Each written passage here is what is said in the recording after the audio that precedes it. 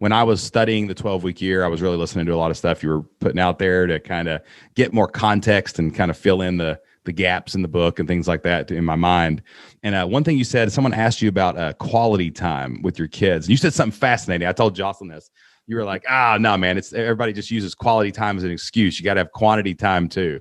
And I never heard anybody say that, right? And our whole business has been built on 3 o'clock. I'm with my kids. Yeah, the thing about that for me, and this is just for me, I'm not judging others, but I do feel like that whole notion of quality time is an excuse to recreate, right? I spent 10 minutes, quality minutes with my child today.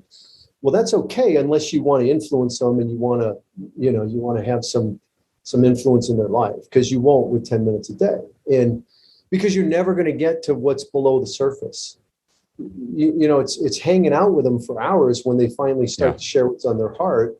And when they start to trust you and you get into these great conversations about what's really going on for them and their friends and all of that. And so, one of my goals is to be the number one influence in my kids' life, not their teachers, not their friends, not the TV.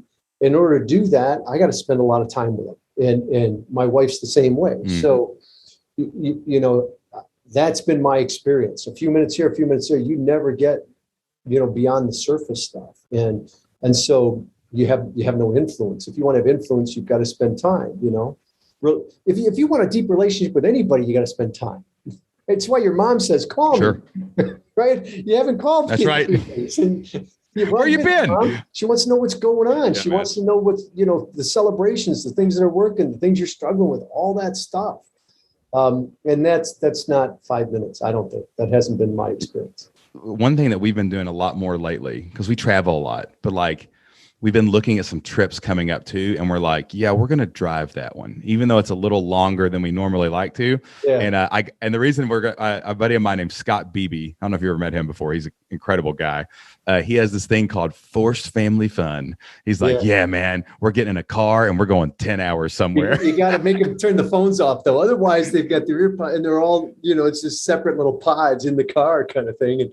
And as the driver, you're stuck all alone.